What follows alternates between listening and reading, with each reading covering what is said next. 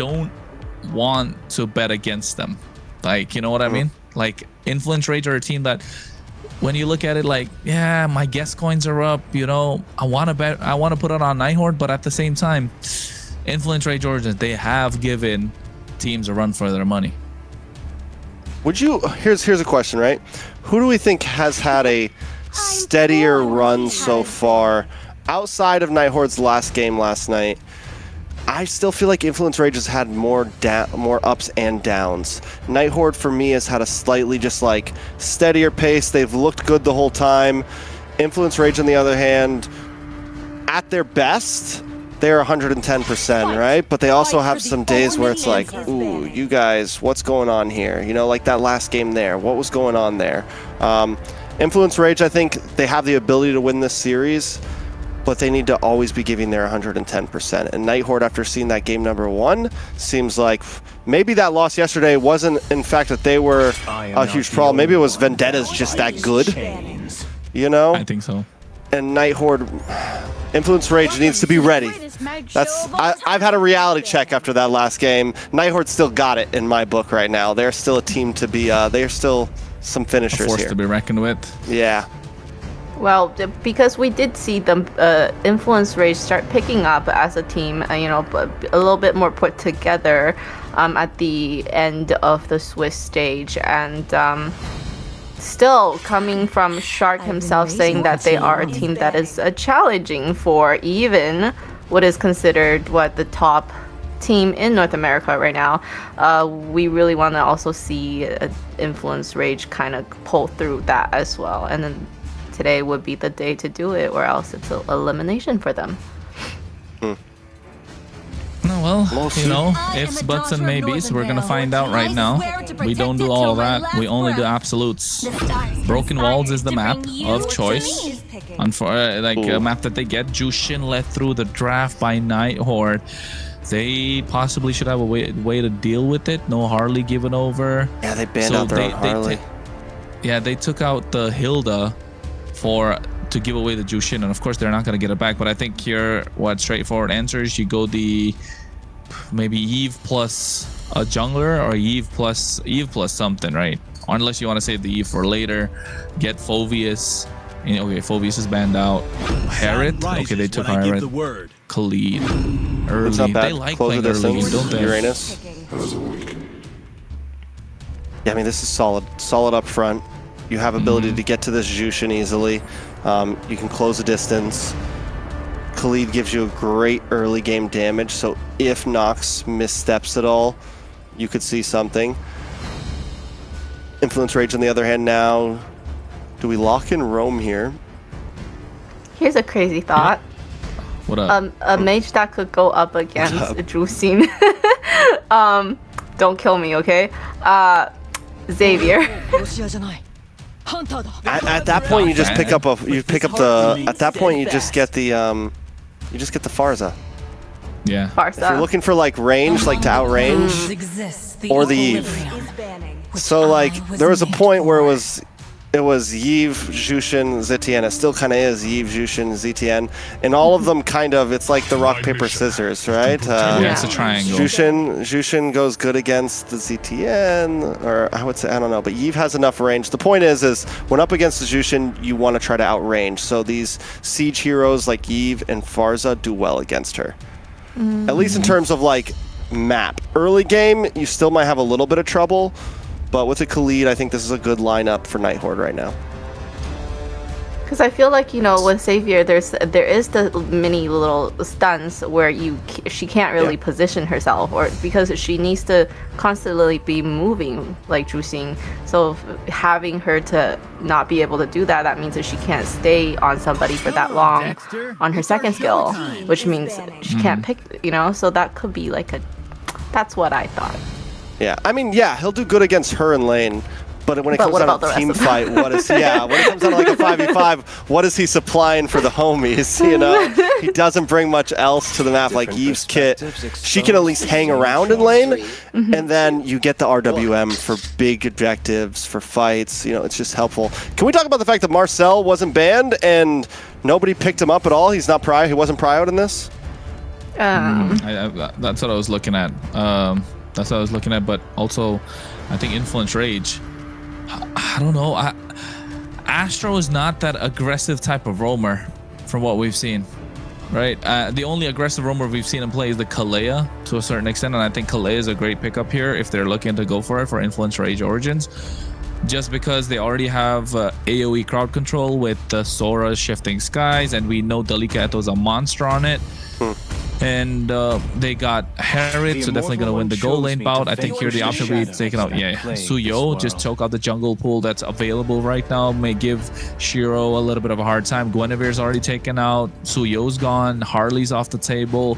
They can't play the Yi Sun-shin, so Leomord's probably going to be the weapon of choice here for a Night Horde at this moment. And then now all of a sudden you look at Leomord come through and they're winning every single neutral objective. They have the RWM, they have the Raging Sandstorm, they have the peel from the Uranus. So Night Horde, I think it's a straightforward Leomord here. Just get 2 games in the bag and with the draft at least. And dare I say, is it a letdown for Night Horde fans if they don't get a 3-0 tonight? They want a statement victory?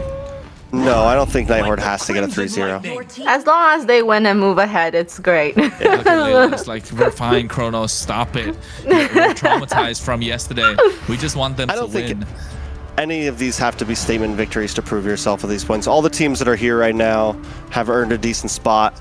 Honestly, for me, if a team doesn't get at least 1 game, that's when the problem. That's when you're like, ooh. It's more of like, whoever loses this, are you at least going to put up a fight? Nolan? Basha? Nolan, Basha. What else, right? Not Hayabusa. You could go Lancelot if you wanted to. I like but the Basha better. I think you already have a lot of damage just with your first 3 picks. A lot of possibilities. Who said there are no Basha shortcuts in plus life? I literally chip? invented one. Okay, we've seen Astro on the chip. It's been a big whiff. Oh my lord, that's aggressive. Well, I just feel like they are gonna have a hard time. More invades from Night Horde in the beginning. Proud of Layla. Yeah, I'm learning.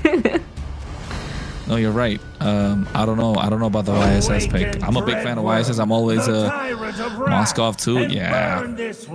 So much macro from Night Horde. They do have the chip for Influence Rage Origins, right? It can be played very aggressive. Yeah, but we've seen the chip from Astro before, haven't we? It's been a big whiff most of the time. It's been terrible. I mean, the chip's done well. Chip's done well by some teams. I feel like it doesn't have a. I don't think it has a horrible. It's not. I'm not talking about overall win rate. I'm not talking about overall win rate. I'm just talking about Astro's performance on the chip. It's been questionable. He's been the ones that like 5, 6, 7, 8 times. Oh yeah, I do remember. He like kept on. Yeah. When it wasn't necessary, and then that game was Maracucho clutching it the entire drop a shortcut. Like, why even drop a shortcut there? Yeah. I remember now. Exactly. So I don't know. Can he redeem himself tonight? Can he redeem the code? Speaking of chip, really, there's been many chip picks right now. Global ban. Trex? I mean, it's a tough game, I think, for Influence Rage here. There's a lot of needles they have to thread here. There's a lot of possibilities. It's aggressive, what they brought to the table. Maybe they can pull it off. Hey, dot their I's, cross their T's. That's what it's all about for Influence Rage Origins. Night Horde on the other side, looking to pick this one up easy peasy lemon squeezy with their composition, looking super solid for every single neutral objective. Influence Rage Origins have to play from behind. Oh my god, already a little bit of action from Merlin. That's exactly what you want to do though on this Khalid. The flicker does get forced out. Maybe didn't have to use that one, but didn't want to take any risks. Shiro also already using Retry. I mean, I get it. Use it early. No flicker again for what that happened last game, huh? Yeah, it's a repeat of game number 1. But then again, Siri has been really good with the positioning on this Eve. We've noticed that we saw that yesterday. We saw that again today in game number 1. And at the moment, eyes, I would say, on the EXP side of things for Night Horde. If Uranus pops off, yeah, like Rage Origins, they've got a massive massive mountain to climb because they don't have the shred tricks. They don't. They do have Herith on the Zaman Forest, but it's gonna take everything from that Zaman Forest just to take down the Uranus. Yeah, unless they try to pull a move like what we saw yesterday from some teams is focus on, we saw them try to pick on Merciless on the Uranus. That was something that we saw from Night Horde. In the end, they still lost that game, but the idea is there for Rage Origins. Make sure, and then if you do that, you make sure Dalika gets a great game. And when Dalika has a good game, Rage Origins has a good game. But the problem is they're not really winning out in mid lane right now, so they're not able to make any quick rotations. It's a slow pace for Rage Origins. You want to get Maracucho online, you want to get Replic. Most of your carries aren't exactly early game pressure, so we'll see exactly how it goes.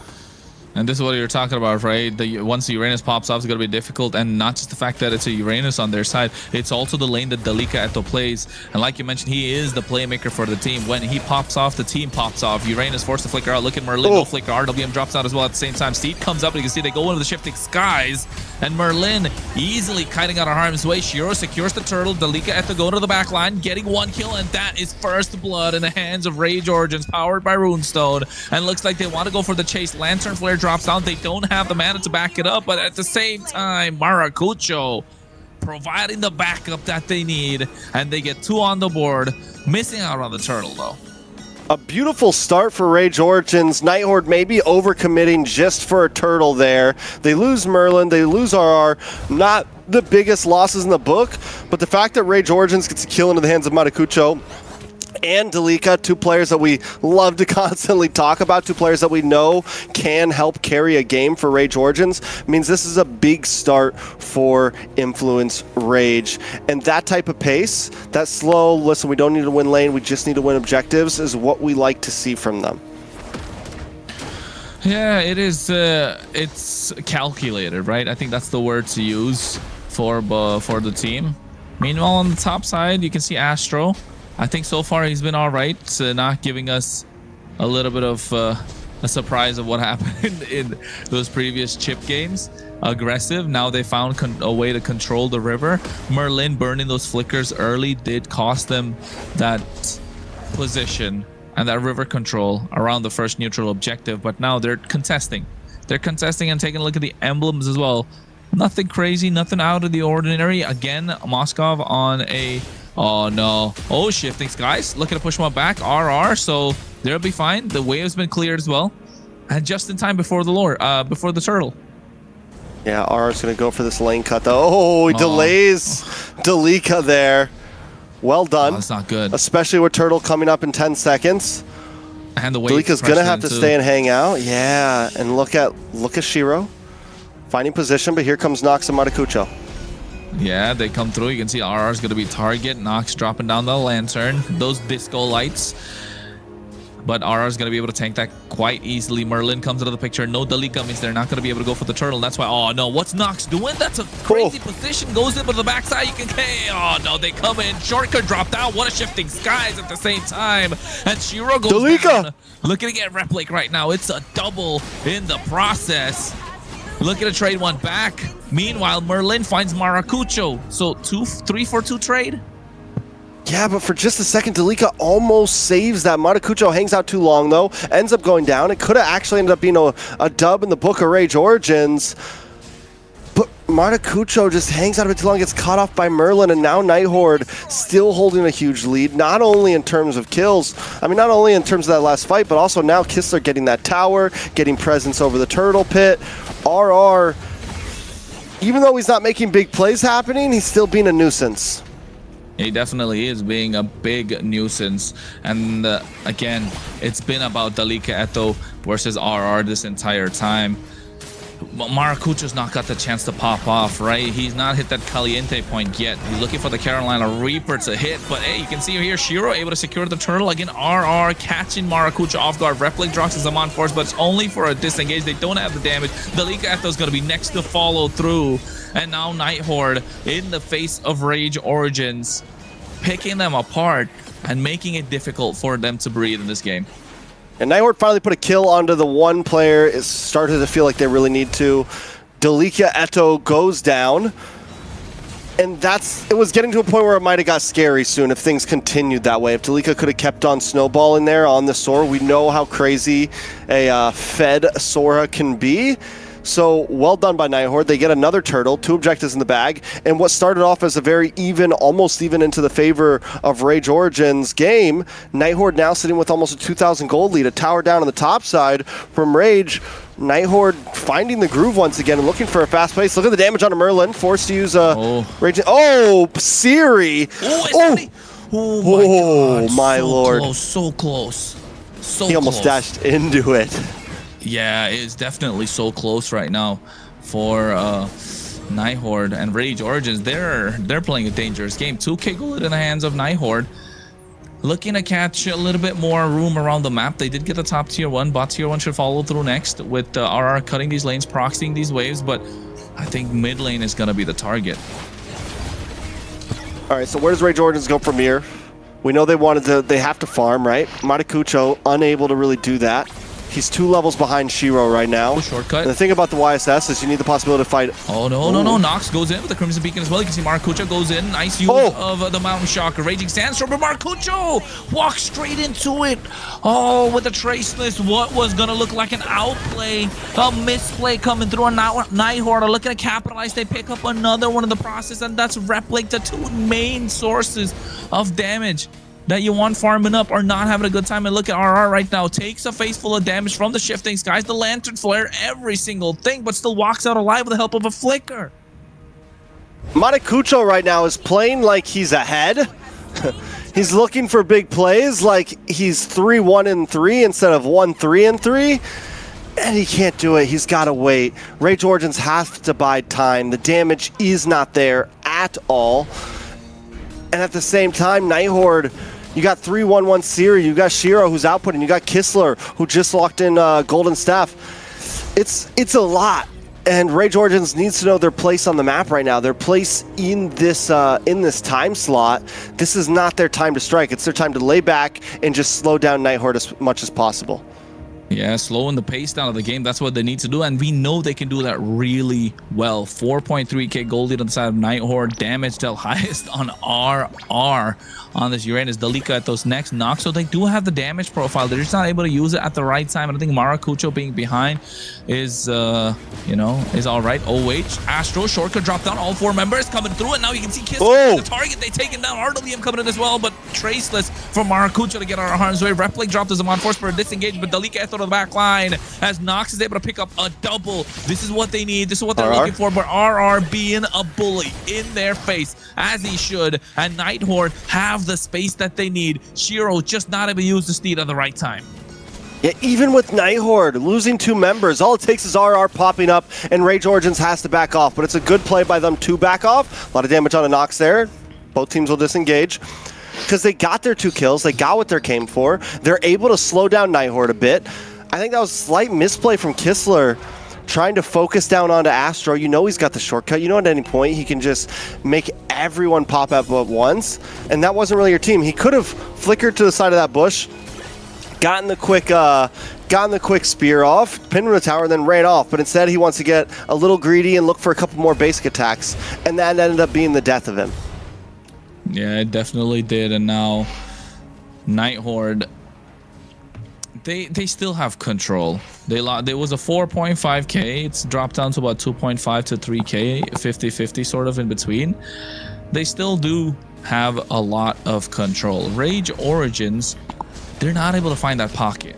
They're not able to find that space that they very badly need. Purple buff in the hands of Replic, so they still get it. And RR, look at the job RR's doing, man. RR and Merlin, them 2 alone, not letting the entire team, oh, the SRA misses. Them 2 alone, not allowing the entire team of Rage Origins to play. And any play they want to make is going to come down with that shortcut.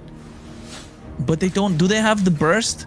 They're looking to play the wombo combo, shortcut into the Shifting Skies, and then Nox has to go with the beacon. Oh.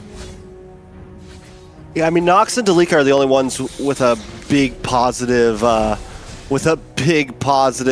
KDA right now. Obviously Astro, but he's not an outputter. He's not doing the damage. Replic and Matakucho are the ones who they Oh. really need This one- to get farm in. And it's a hard time to do it. It's 12 minutes in, Lords are coming, and Night Horde are eating up at your base right now. Matakucho, though, able to find Siri. Yeah, shifting. Oh. Wait, Raging Sandstorm coming through as well. You can see Kistler with the SOD connecting. Maracucho's down and up with the Steed, able to follow through. Astra's going to go down next with a Flicker. RR comes in, aggressive. Replay goes in with a Zaman Force, trying to chop the damage, but just not enough DPS, not enough burst at the moment. And Merlin's going to be targeted. Look how they're juggling it around while Kistler has been free hitting the entire time, and it took everything for them just to clear the wave. The Lord is still coming on the top side. And this is exactly what we meant, right? There's not enough damage from Rage, and there's way too much from Night Horde. Lord's about to crash in. The sustain is too much as well, and RR Merlin being massive problems. Deliketo tries to go in, tries to get something down. Mountain Shocker to provide vision and to get the clear on the Lord. Kistler gets his hands on the Rose Gold Meteor, so at this point, he's almost unkillable because no one's able to catch him. Look at it. Maracucho has used the trace ups, get caught in that. And now all of a sudden, Night Horde are looking dominating. They get 2 on the board. Mid lane's going to crack open soon. They don't have the minions, but top and bot are crashing at the same time. Replic and Eto have to be pushed back by the RWM. RR alone, along with Merlin being bullies. And Nox is not able to do anything. And all of a sudden, Night Horde are looking to take game number 2, but lock it in the Crystal. I know they're locking it right now. They don't want any shenanigans that happened with what happened yesterday. 2 games in a row, 2 dominating performances. Yeah, the fire right now from Matakucho is being snubbed out as Night Horde continue to put more and more pressure on. From game 1 to now, it's even more aggressive. It's even more one-sided. It's looking grim. It's match point, Layla. How are we feeling? I can't say anything, but you can see it from my smile. I'm pretty happy about it. Can't say anything else. Great though, these guys, like you said, they learned from their mistake. Remember to lock in always, okay? Lock the base. Nothing else you need to do. Yeah, okay, everybody that's watching, okay? If you're playing and you're not locking the base, you're gonna get reported. You're gonna get reported. You're gonna get reported. From me, most likely, if Layla you're playing Logic. on my team. Hashtag Layla Logic. LL. That's the way to go. Hashtag LL. LL Layla Logic. Let's take a look at these stats. Shiro played a great game. RR played a great game.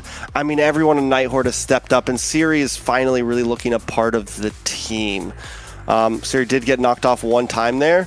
A little bit of a misplay there whenever Matakucho was able to catch him, but still Night Horde able to instantly respond. And on the side of Influence Rage, Delika had some great plays, right? Delika had some great plays, but you can't be the only one doing it. Everyone else needs to step up, and Matakucho is not looking very muy caliente right now, you know? It's not looking great. He's 2-5-5. This is unheard of. They're missing the heat. They're missing the spice in it. Somebody took out the chili flakes from their dish. It's not looking good. But Night Horde, clean. Very clean. Game number 2. And it all comes, it's showing that are they just that much ahead, or, you know, did Rage Origins not have enough of a warm-up coming in, or did they got taken by surprise from the aggressive early game that Night Horde are playing? And don't forget, this is the first time these two have gone against each other, right? And throughout the entire tournament, and it's in a lower bracket match where it's do or die. You gotta feel for the team that's on the losing end, in this case Rage Origins, because they thought they could, you know, set the tone, set the pace for the game. Unfortunate that Night Horde want to do the same, and they're just more aggressive with their style of play. Yeah, you can see the 2 different tempo of these teams coming through. Definitely Night Horde always had that kind of faster tempo gameplay and a really aggressive gameplay when they are doing well. And speaking of, you know, cooking without chili, it's unfortunate. They try to cook, but they got no chili to cook with, so it's not a great dish. Wow. Just any dish that doesn't have chili in it's not good, huh? No, I love spicy food. Can't you tell? Yeah, bro, me too.